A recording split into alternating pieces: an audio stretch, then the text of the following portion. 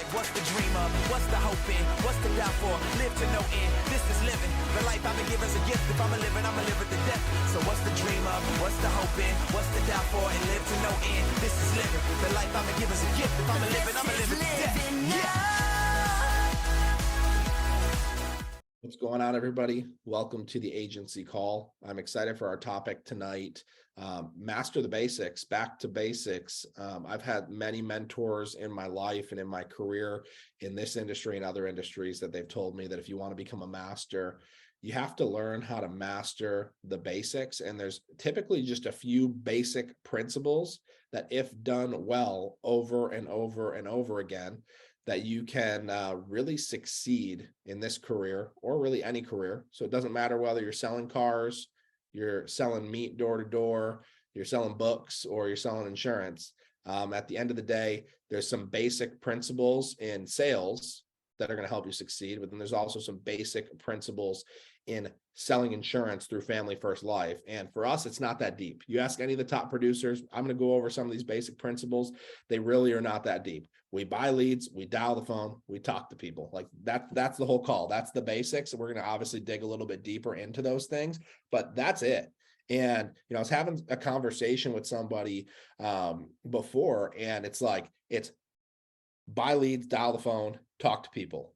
And then here's the second part: get better at buying leads, get better at dialing the phone, and get better at talking to people. Like that's the whole thing. That's the basics. You come into this business and you hear people saying, well, hey, I talked to 10 people, I closed 3. Well, what's the difference between you and somebody who's been here for 2 or 3 years? Well, they talk to 10 people, they close 8. They're doing the exact same thing that you're doing, but they've started to master those things. How do you master things? Repetition. Like, I'm not a huge sports guy, so I'm not going to give you all a million of sports analogies like I did last time, but the best free throw shooter ever, if they shoot the ball 1,000 times, and you shoot the ball 100 times, they're obviously going to be better than you. And then the thing is, you shot it 100 times one time, they shot it 1,000 times every single day for their entire career. There's a reason why they virtually make 10 out of 10 free throws, 9.9 out of 10 free throws. And then, me, I still shoot with 2 hands because I haven't shot a free throw in a really long time. So at the end of the day, mastering the basics is all about repetition. So we're going to talk a little bit about that. I love this business so much. I've been involved in a lot of different businesses, a lot of different industries. And the conclusion that I've come to is that, life is long, business is hard. It's not that easy to find amazing opportunities to make money. There are some out there where you can work really, really hard. But what I found is that if you're selling insurance, you should be selling insurance with Family First Life. And then I've even looked further because I've been involved in other industries. If you're selling period, you should be selling with Family First Life. This isn't going to be a call where we're going to compare a million industries, but I can tell you that I'd rather do this than talk to friends and family only and beg for referrals. Now, you should talk to your friends and family. They all need insurance. We should ask for referrals, but that shouldn't be the only way that we get business. We have leads, which is amazing.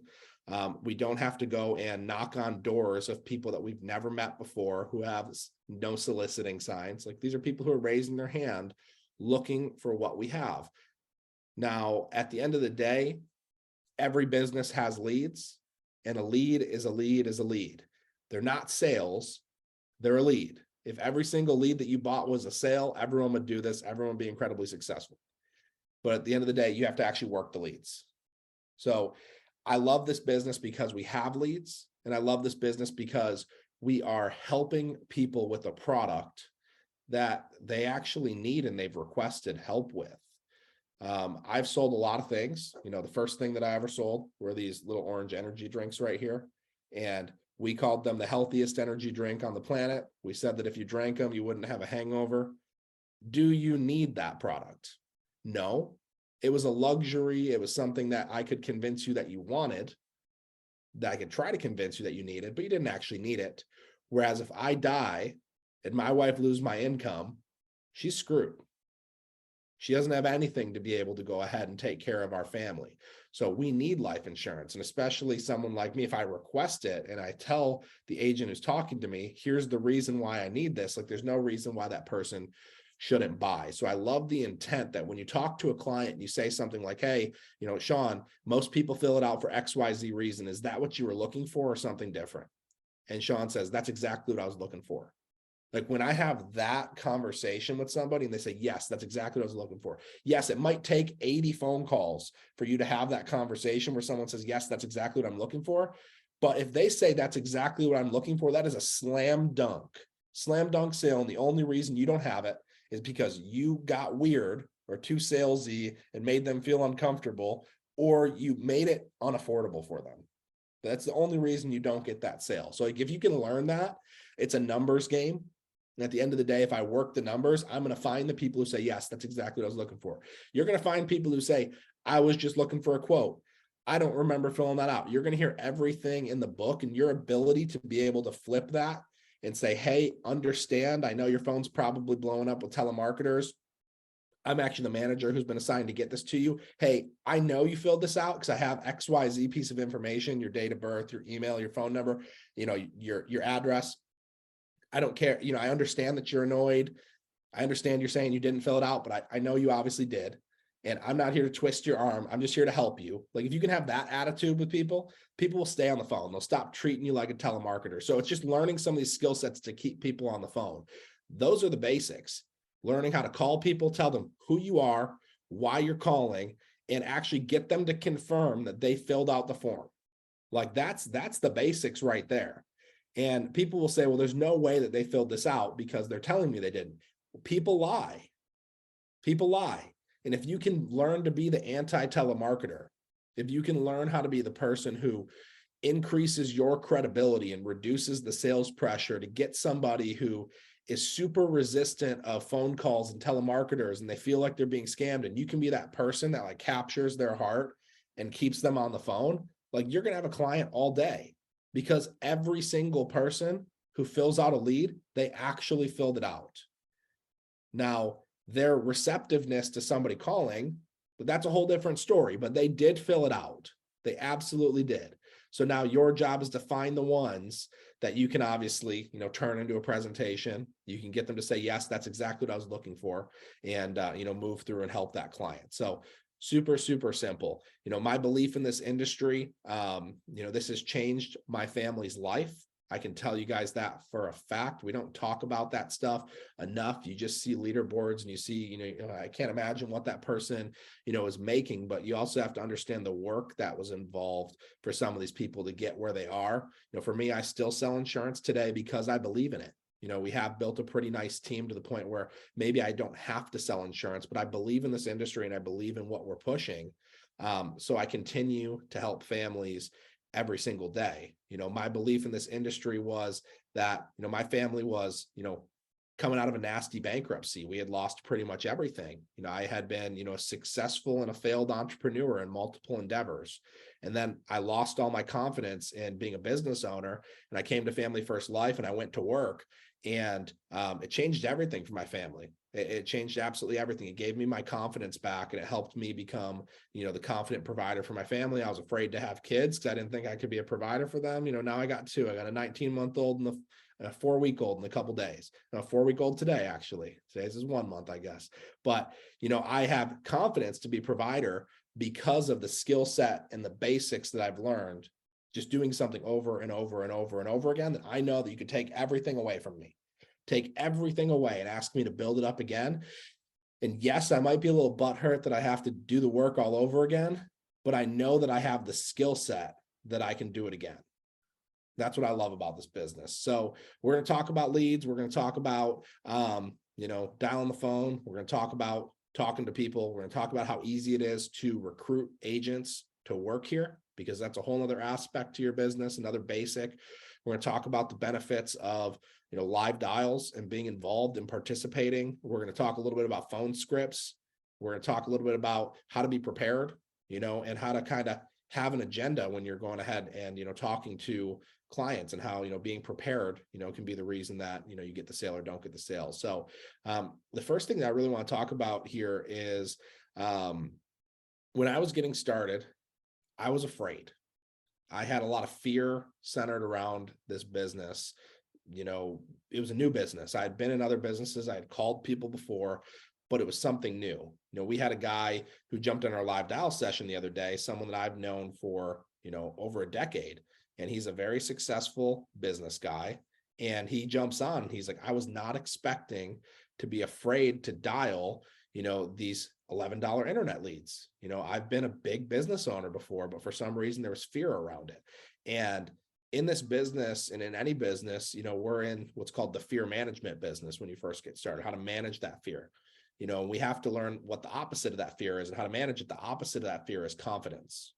Okay, confidence. And we're trying to help new agents build confidence, and they can build confidence 3 different ways. Okay, and some of y'all have heard this before, so it might be repetitive, but there's new people on here who haven't. We build confidence in 3 different ways. 1 is through your understanding, 2 is through your skill set, and 3 is through your programming. Okay, so 1 is your understanding, 2 is going to be your skill set, and 3 is going to be your programming. So what do I mean by understanding? I talked a little bit about my belief level, in this, but understanding that this opportunity, that what we have is good, that what we have is great. Understanding that this is a company that did 800 million last year, that'll do over $1 billion in paid commissions this year. Understanding that where this economy is right now, people are terrified for what's happening with their monies, and how we can help families with simple retirement solutions, and we can protect them. God forbid something happened to them and they couldn't work, or God forbid they pass away. Like understanding the perfect storm of the products that we offer, and how there's people out there who desperately need it. And if you have the understanding of all of those things, your confidence will go up that you're in the right industry. Like financial services is one of the best industries to be a part of. In 2008, when the housing market got screwed over and real estate got all messed up, there was a lot of people in financial services who did incredibly, incredibly well in the years to come after, because of the work they did in 2008 and so on and so forth. We might not be in the exact same situation today, but right now we have an incredible opportunity, and understanding that, you'll know that you're at the right place at the right time with the right people. Cliche as it sounds, but you build up that understanding, your confidence is going to go up and all that confidence is going to help you when it comes to helping life insurance clients. The second thing we talk about, skill set, getting better every day. That's what we talked about, where like you come into this business and you talk to 10 families and maybe you help 2, versus you do this over and over again and now you help 8 or 9 out of 10. Just to give perspective, and this is not for me to try to toot my own horn in any way, I just want to give you guys a couple of real numbers that I ran here at the beginning of the year. So my first year in the insurance business, I was probably closing 3 or 4 out of 10. I was probably running 40 appointments a week. And my average premium in the home was like $880 a year. Okay. That was my first year. 40 appointments a week, closing 3 to 4 out of 10, average premium, $880. My most recent year, I probably ran 30 appointments a week, probably getting no-showed. I mean, I haven't done the exact numbers. So 30 appointments a week. My average premium was $28.90 last year. So almost $3,000 in annual premium was my average last year. And I was probably honestly closing 9 out of 10. I got no-showed quite a bit.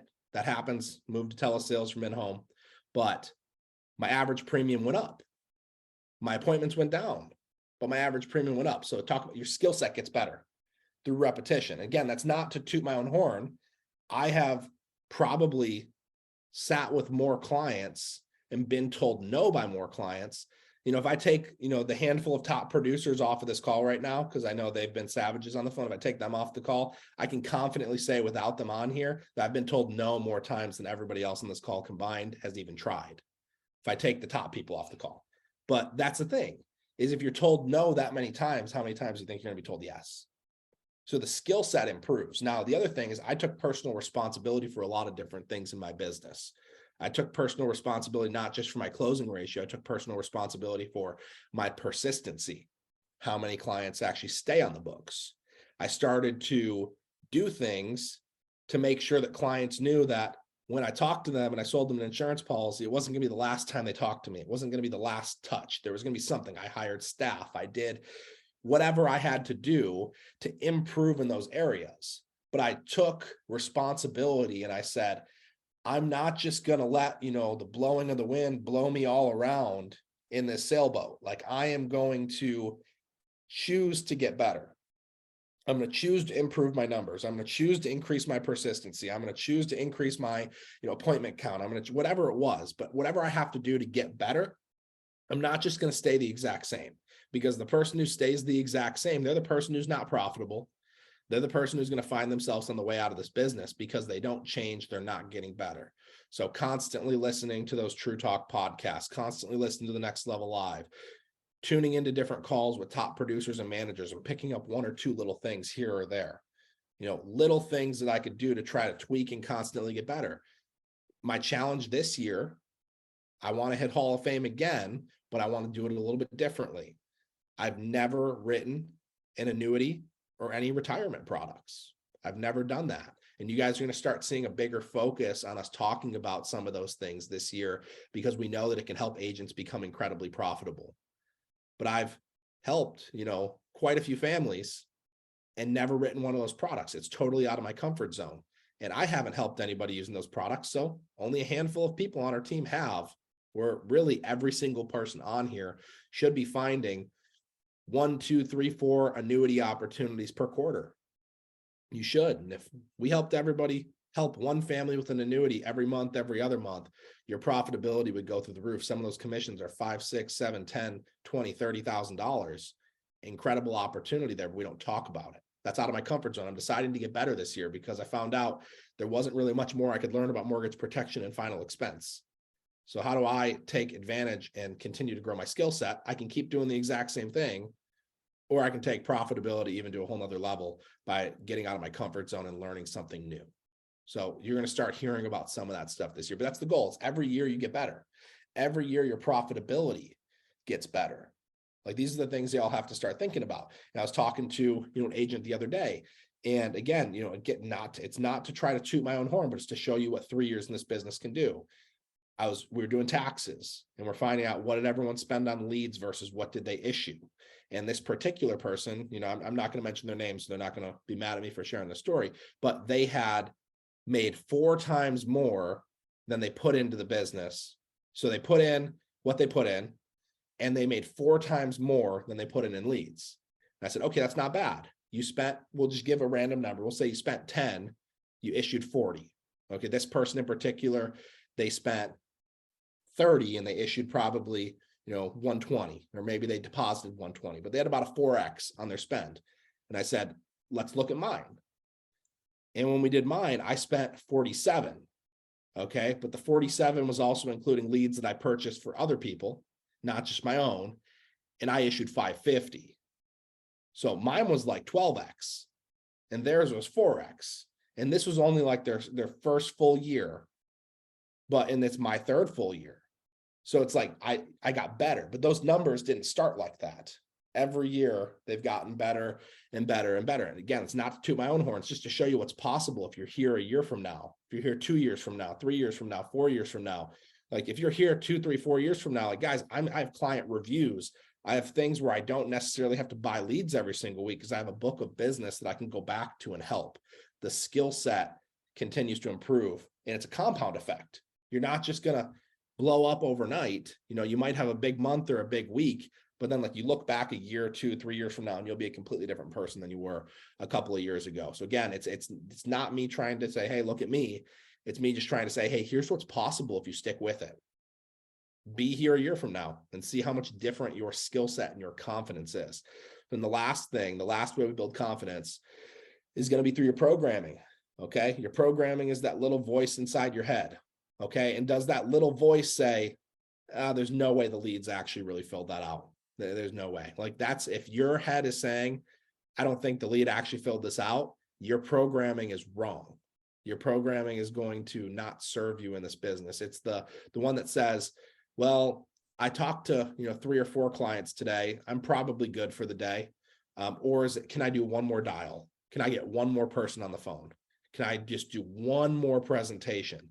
Hey, the most appointments I've ever set is 12. Can I set 13? Can I set 15? Can I set a new record? Or I set 9, that's good enough. I think I'll just go to bed. I think I'll be done for the night. Oh, well, I sat on 3 appointments and I closed 2 of them. And, I feel good because, I made a few grand. That 7, 8 p.m. appointment, I don't really feel like it. So I'm just going to text him and tell him that something came up and I'm not going to go. Like what is going on with the programming in your head? If you have a good week, do you not work next week? Or do you go to work like nothing happened? If you have a bad week, do you sit around and sulk all week? Or do you go back to work like nothing happened? Can you set the reset button? The programming that you have going on inside your head, that little voice that tells you whether or not you should continue, or the excuses, we all have it. I'm not perfect by any means. That little voice inside my head with programming, it defeats me in many different categories in my life. Selling insurance happens to not be one of them, but many other categories in my life, the little voice wins. But when it comes to selling, it's not going to win.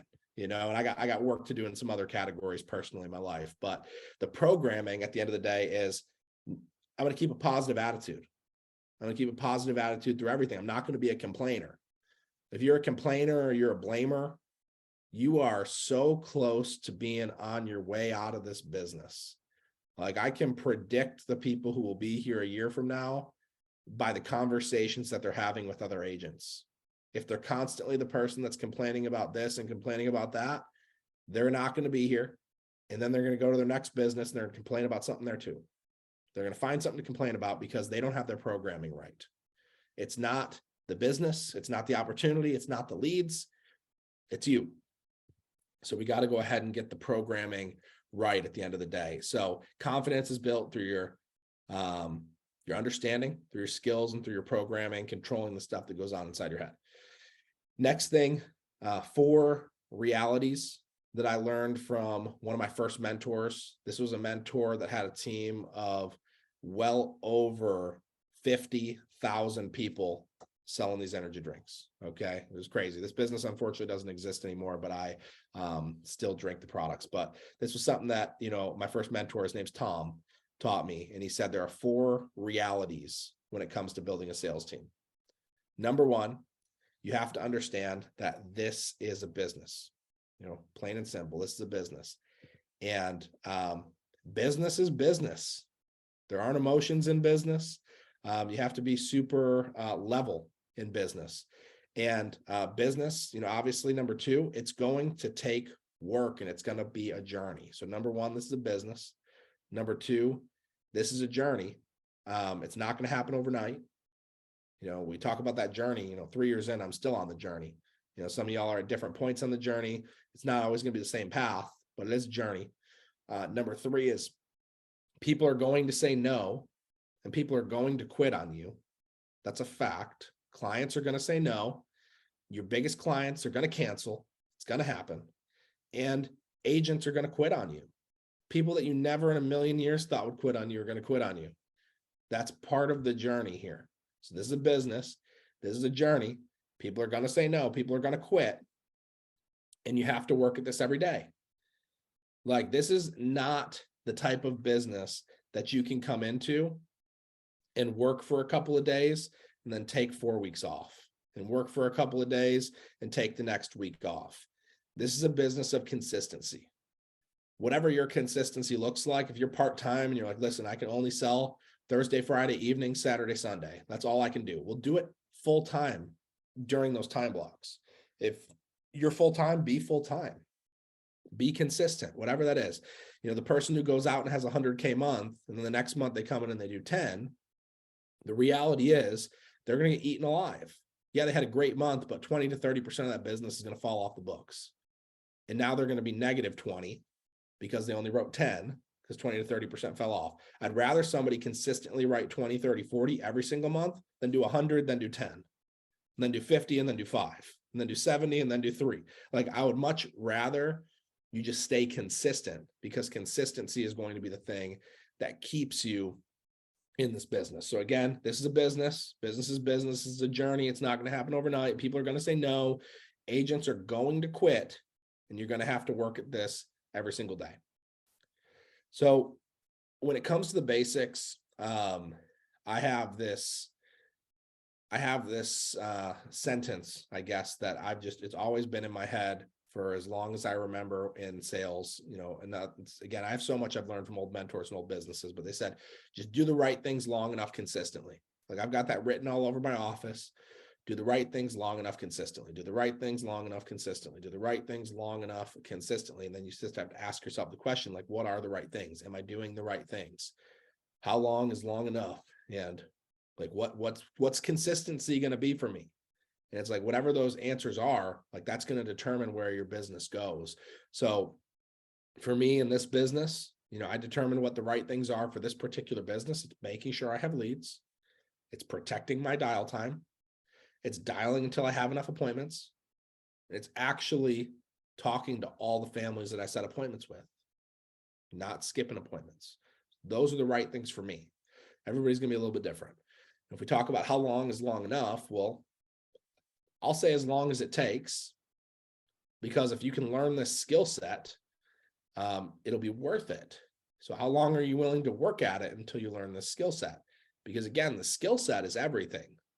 Take away the business, take away family first life, keep the insurance industry, keep life insurance, but take away everything else, and I could go do it again because of the skill set. It would suck. I would hate it, but I could do it again if I had to. So how long is long enough? As long as it takes, because if you're able to learn this skill set, then you basically have a license to print money. You have a license to not just help people with insurance, but you have a license to be able to go make money at will when you need to, when something comes up, when you're behind. Like, you can just go to work. You can throw an extra 20, 30 appointments for the month on the calendar, and you can get out of any situation that you're in. I've never seen anything like this business. Obviously, you have to be a good steward of that cash, but I've never seen anything like this where you can earn as fast as you can earn and change your situation as fast as you can. It's incredible. I was probably $60,000 in debt to the IRS when I came into this business, and that was paid off in my first year and a half. I went to work. That's what I had to do. That's what I had to do. Everybody's going to be different. So how long is long enough? As long as it takes. Everyone's going to be different, and it's going to happen for some people faster and some people slower. But the people that it happens for are the ones who make the decision to do the activity regardless of the result. Okay? If you were to write anything down from this call, you're willing to do the activity regardless of the result, because the activity is what is going to get you the results. Doing the activity, the repetition we talked about here in the beginning, that's going to be what yields the results. And then the last thing we talked about, consistency. What is consistency? What do we mean by that? What's your consistency? Again, it's different. Everybody has different commitments. For you, is it once a year? Like, I consistently run a 5K every year on Thanksgiving, or it's like I do something every month, I do it every week, I do it every day, I do it every hour, every minute, every second. Is it just an action, or is it an attitude? Like, it can be both. Like, I dial the phone this much every day. I do this many appointments every week, and I mean every week. Or I have a good attitude all the time. Consistency in my attitude. Like, consistency in your action is one thing, but consistency in your attitude is another thing. People who are inconsistent in their attitude are usually inconsistent in their activity too. They have a really good mood, so they have a really good day of activity, but then one thing throws them off and they don't work for 4 days. Like, that's the difference in consistency in your attitude and how it affects your activity. So consistency in your activity, regardless of the results, not letting your highs get too high, not letting your lows get too low. Your highs can be very high here. I've ridden some really, really big highs. Like, in this business, sometimes I feel like I'm just chasing dopamine, like dopamine hits, closing $2,000-$3,000 policies and then trying to do it again and just chasing that feeling of helping a family. Like, it's the best thing in the world. But at the end of the day, you feel that high, when you're not making sales. I haven't made a sale in 4 days. And it's like, I'm having to talk myself back into the fact that like, hey, you can still do this. It's like, you start talking to yourself. It's like, did I forget how to sell insurance? Like, what happened? It's been 4 days and I haven't sold a policy. Like, what is happening? But that's the luck of the draw. Like, this business is a business of runs and a business of streaks. I've gone on streaks where I've closed every single person I've talked to for dozens in a row. And I've gone on streaks where every single person I talk to, no matter what, says they have to think about it. And I just can't get out of that streak, but continuing the activity anyways. I look back at my entire career in FFL, and I could look back at it week by week, and I could point out every single week where I struggled. But if you were to not see my weekly numbers and you were only see my monthly numbers, no one would ever think I struggled at all. If you only looked at my monthly numbers, because I've never, ever had a bad month. I've had more bad weeks than I can count.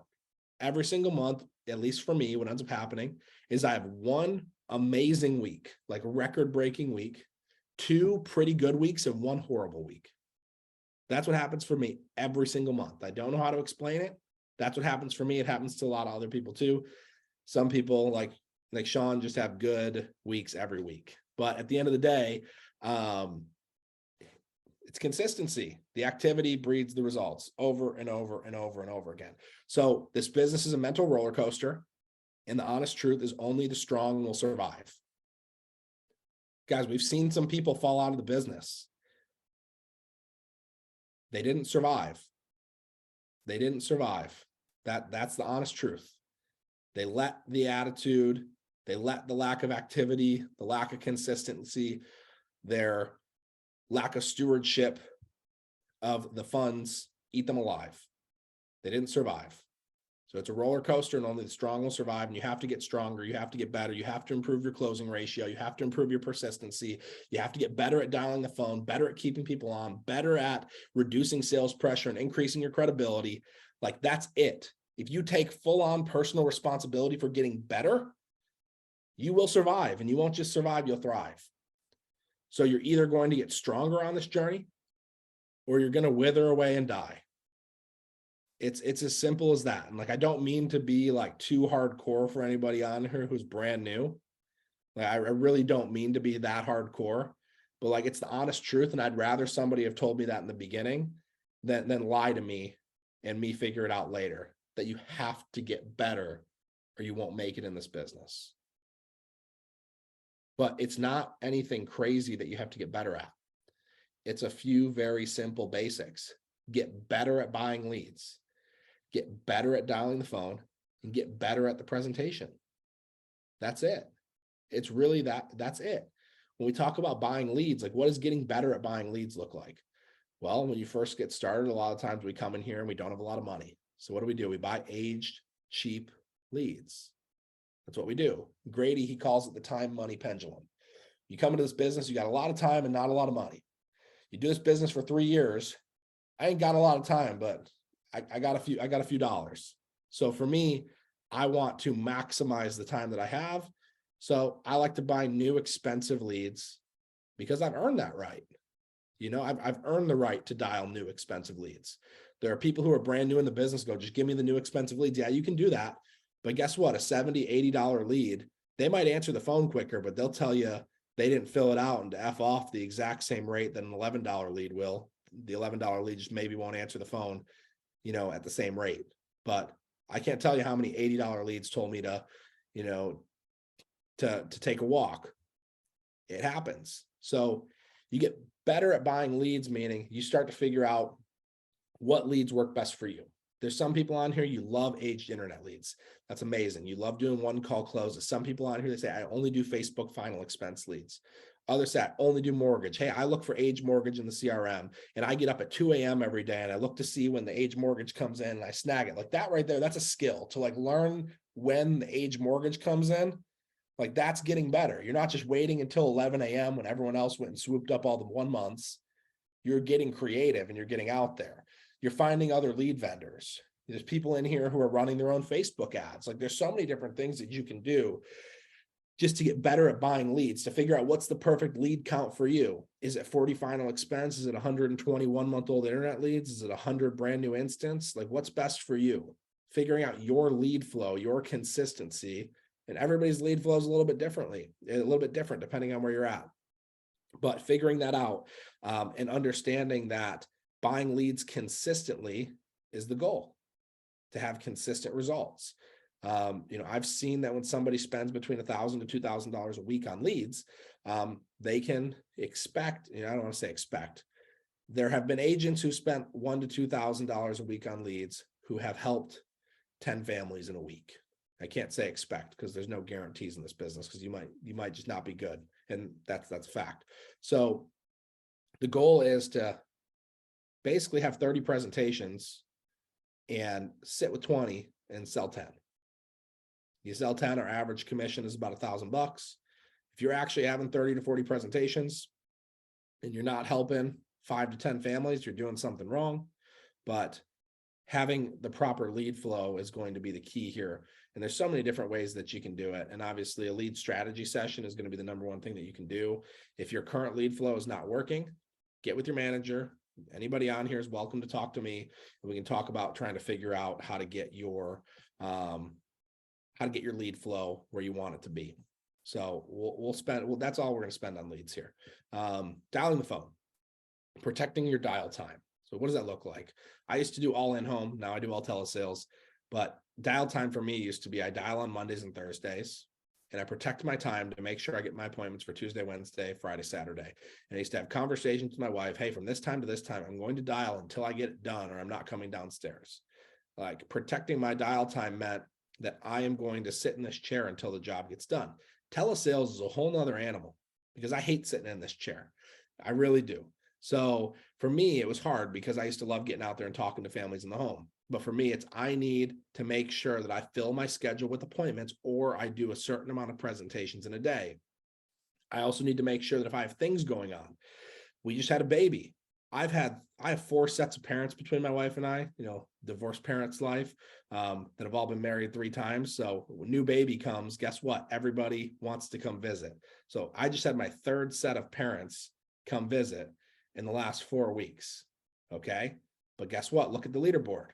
Still number 3, 19 families helped in the first 2 weeks of the month, because I protected my dial time. Because I said, okay, mom's coming in on Friday, and guess what? Saturday is my best day to work.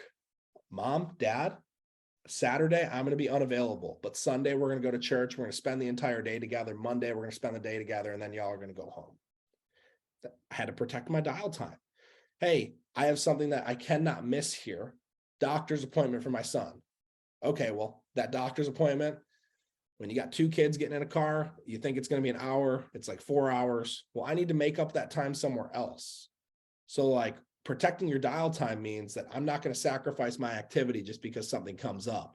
That means that the next day I might dial for an extra 2 hours, because that's what it took. So I lost 2 hours, and I'll add another 2 hours on the day before. So that's what protecting my dial time looks like. And then just having the correct mindset on dial day. The mindset of, I love dial day. Now, I know that's a really, really hard mentality for some people to have. If you're going to be in the insurance business, I'm just going to say this because 90% of our team does telesales now. It's not just a dial day. Like, it's dial life. Like, we dial every day. If you are still saying that you hate dialing and you're a telesales insurance agent, you should quit the business. You honestly should quit the business if you are going to sit around. Like, it's your programming. It's the programming again. Like, if you say to anybody on the team, I hate dialing, and you're a telesales insurance agent, you should quit, because you shouldn't do anything that you hate. You want to know why you hate it? Because you suck at it. You hate it because you're not good at it. That's fact. When you start getting good at dialing and you start to have fun with it, it becomes fun. I hate dialing alone. That is the worst. I hate dialing alone. So whether we have 40 people on live dials, or we have 6 people on live dials, or it's me and one other person at 9 p.m., I'm happy to not be doing it alone. I hate dialing alone. It's the worst thing in the world. So for me, I plug in and I either get to an office in person to get around other people, because that's how I hold myself accountable, or I get on live dial so I'm not doing it alone. And then you start to like build a bond with the people on live dials. You talk to people, you guys bounce your sales off of each other, your struggles, what you're dealing with. Everybody helps keep each other in a correct mindset. And it's like, I'm looking forward to dial day. Like I'm looking forward on a Monday to log on Monday morning and see who's on and like say what's up and see how you're doing. How'd your weekend go? Let's get to work. What's everyone going to do today?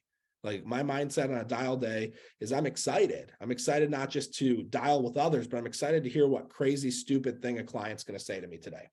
I got one for you guys that I'm gonna read here. So I had an internet lead, internet with beneficiary today that I sent a text to. I said, "Hey Debbie, this is Jamie. I'm sure your phone's been blown up with spam calls and telemarketers since trying to request your quote for life insurance. I'm actually the local underwriter for Jackson County here. I've been assigned to get the quote for your beneficiary, Robbie. Hey, click this link here to verify my license. Hey, it's a 5 to 10 minute phone call. You're working, retired, or disabled." I get a text back and they say, "I'll call you sometime today. I'm disabled, but I was wondering if the money could be deposited into my bank account today." And I said, "I've never heard of that type of plan before, but sign me up for that if it's true. This is life insurance. You have to pass away to receive it." And, I'm texting back and forth with the person. It's probably not going to turn into anything, but it's like one person would say that was the worst lead in the world. And they're like, they're going to act like they stubbed their toe and like it ruined their whole day because I can't believe I spent $4, $11 on that lead. And I had a direct mail lead that came in that was $90 and they wrote in Sharpie on it, "Stop sending mail to me." And they sent it back in and I got charged $90 for that. And rather than getting mad about it, I took a picture of it. I sent it to a couple of my top producers and we laughed about it and I kept dialing. So it's like, what's your mindset? Like I sent a screenshot of that to Josh Lockhart and he's just like, "Wow, that's hilarious." Next, let's move on. Like, what is your mindset when it comes to dial day? And it's like, I remember doing live dials. I'd be like, what crazy thing is an internet lead going to say to me today? And how am I going to, have fun responding to that objection and keeping them on the phone? Like, what name is this person going to call me today for triple dialing them? And how am I going to sell them life insurance? Because I've sold life insurance to many people who called me names. There's many people on here who've witnessed me do it. And it's because the mindset, I'm not like, "Oh, this ruined my whole day because someone called me a name." It's, hey, they think I'm the car warranty guy or somebody else. I'm going to keep calling them until they know who I am, why I'm calling. So my mindset on dial day is going to be one of the main reasons. And when I was going in the home, especially, this is a big mindset. When I was going in the home, I had this mindset of like, I don't care, I'm coming over. So if you're dialing to go in the home, it's, I don't care, I'm coming over. Like I didn't say that to somebody, but that was my mindset, was I am going to get to your house. It does not matter what you have to say. And I'm not hanging up the phone. You're hanging up the phone on me. There's too many of us on a dial day. Someone says, "I'm not interested." And you say, "Okay, thanks. Have a good day." Versus, actually fighting to overcome the objection. You want to get good at this. Like you got to get a little fight in you, like a little bit of fight in you to fight. You're not fighting against the client. Like that again, mindset on dial day. Do you feel like you're fighting against clients? Or do you feel like you're fighting for clients? Like, are you going head to head with the client? This is where, like, when I sit down in the home with the client, do I sit across the table from them or do I sit on the same side of the table? If I sit on the same side of the table as them, I can like put my arm around them and it's like the problem's on the other side of the table and I'm here to help against the problem. If I'm across the table, it's me versus them. Same thing on the phone. I'm not against them. I'm not fighting against them. I'm fighting for them and their family. Like, because I'm that passionate and I have that much understanding about what life insurance can do for your family. Last couple things when it comes to dialing the phone, live dials. We have had some seasons of the most incredible live dial sessions, and we've had some seasons where top producers, we've gotten lazy and we haven't unmuted. Unmuting is the single most important thing that you could do to get better if you're not in an office with other people. If you're in an office with other people, the mute button doesn't exist. If Kasha and I are sitting in the Greenville office and she's sitting in the office next to me, there's no mute button. I can just yell through the wall, "Hey, Kasha, don't say it like that." But like, that's not the case. We're not in the same office. So we're on live dial. So Kasha's a perfect example of somebody where she was afraid to unmute. We got her to unmute. We heard what she did. And then we said, "Hey, tweak this one little thing. Tweak this one little thing."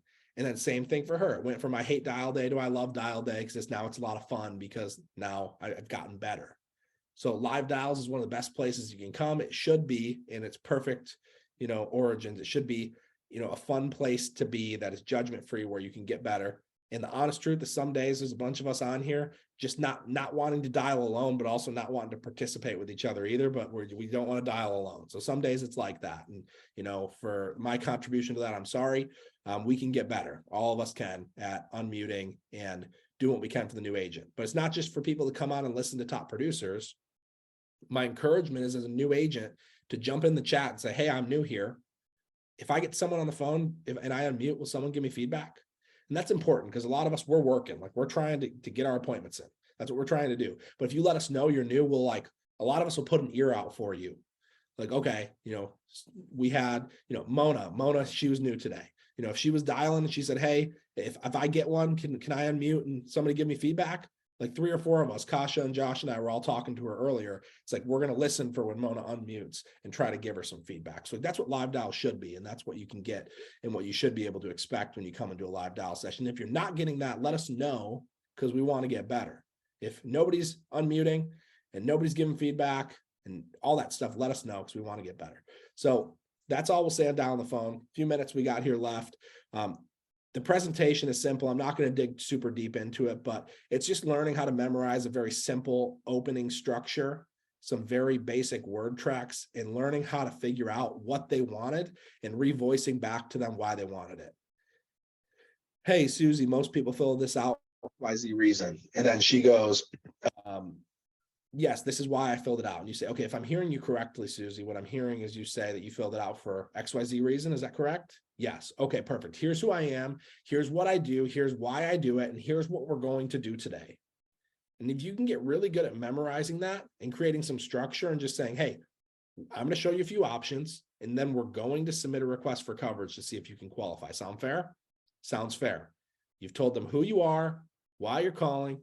You've got them to agree that they did fill out the card, they did fill out the lead, why they filled it out. You've now reconfirmed back to them why they filled it out and what they want, how you're going to help them and how you're going to help them. Here's the process of how to help you, what it looks like. Do you agree to go through that process? Yes.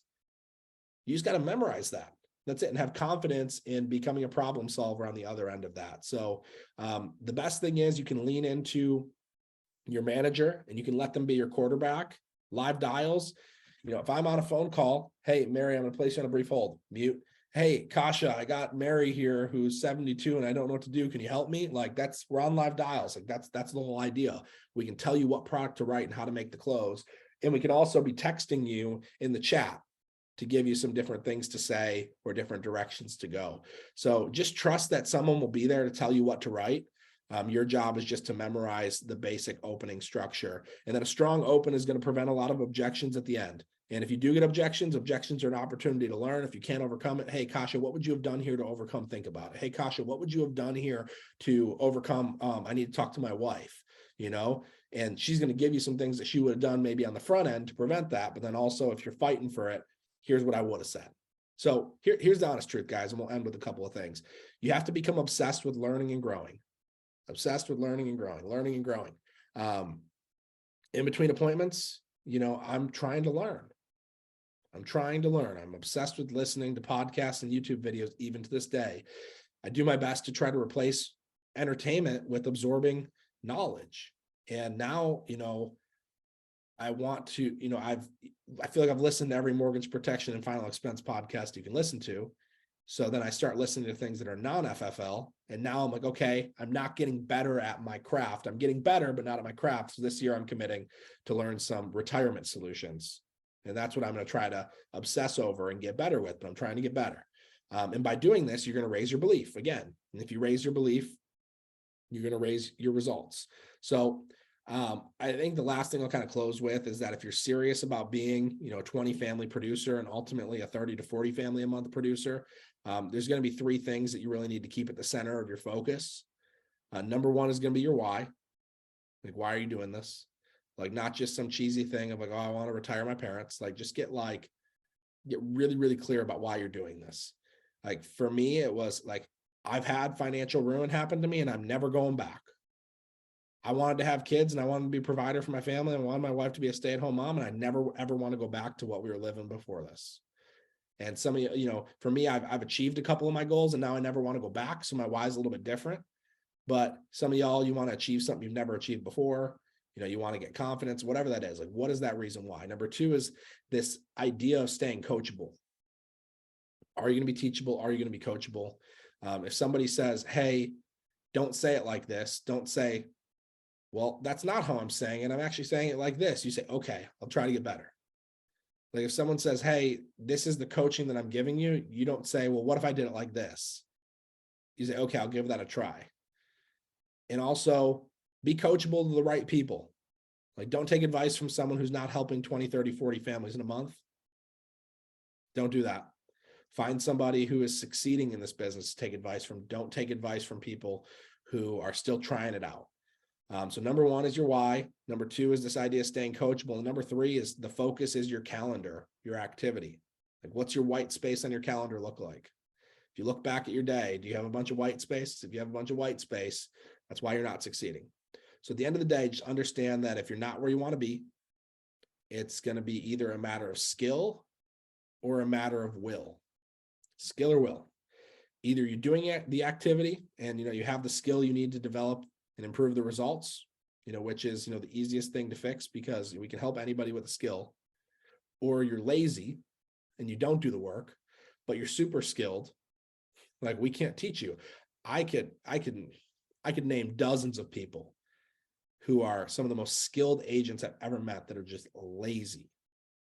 They're lazy. They can sell whenever they want with their hands tied behind their back, blindfolded, write an application with their left hand, but they're lazy. I can't teach that person. I cannot coach that person, but the person who's willing to do 1,000 phone calls and ask for feedback, I can teach them. That's easy, but I can't teach someone how to work. So I just encourage you to stay centered on the why, stay centered on this idea of remaining coachable, checking your calendar, and, just a couple of commitments and we'll get off of here. You want to be a 20 to 40 family a month producer. You got to be on the major calls. You got to be at the major events. Like, do you make excuses about getting on the calls? Do you make excuses about coming to the lock-in or coming to convention?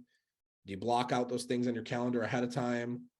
Like all the corporate calls, the new base shop builders, the True Talk, that stuff's all on my calendar. The Next Level Live, this call, when big events come up, I put them on my calendar. I block out the national convention. Do I buy leads every week? Do I dial till I get the job done? Do I commit to filling in my calendar, with dialing, learning or getting feedback? Do I have a positive attitude? Do I commit to having a positive attitude regardless of the circumstances? I think it's just important to know that somebody else out there, whether they're in this industry or not, they've got it much worse than you. This business is actually really easy. It's not that hard physically demanding wise. Like, we're not putting roofing shingles on in 100-degree weather in the sun. Like, we're calling people in most of the time, like our air-conditioned houses or offices, and talking to them about life insurance. And just, if you let your bad attitude get the best of you, you're going to crumble. Are you going to commit to being here in the long run? A year from now, you'll have run hundreds of appointments. You'll have done tens of thousands of dials. You'll have figured out this business while also making a pretty decent income along the way. And a lot can change in a year. And it only takes one really, really good month to grow your confidence. And then, we always say the mind once expanded can't go back. So it's super, super simple. Most people won't do it. And honestly, most people will have given up before they even find out how good they can be at this business, how many families they could have helped, how profitable they could have been, how good they could have been at this. They give up before they get to that point. So that's it, guys. I appreciate y'all for jumping on. We are going to stick around here for live dials. Obviously, I'm here to help. If you are somebody who is serious about getting to 20 families, send me a text. I'm going to throw my number here in the chat. We are going to be starting a new initiative, and I really like this. This is the Get to 20K initiative I'm working on with some people at the corporate team. Anybody who has issued over 20,000 you're not going to be included in this. But anybody who has done between 1 and 20,000, we'll say 1 and like 18,000 in a month, you're going to be included. Our staff's going to reach out to you. I'm going to reach out to you, and we're going to be creating kind of like a separate little leadership group. We're going to try to help some people go from helping 4 families a month to helping 20 families a month, from 10 families a month to 30 families a month, and kind of figure out what's going on there. And there's going to be some different help with leads and some cool things that I'm excited about that corporate's working on with me. But the Get to 20K initiative is coming. I'm excited for it. And if you're going to be included, you should be hearing from us here shortly. But I appreciate y'all. If this is something you want to just do part-time, cool. If this is something you want to do full-time, awesome. We will be available. We want to help you figure out how you want to do this. And everybody, I hope you guys have an amazing night. We'll get back on live dials, and we will talk to y'all soon. Peace out, everybody.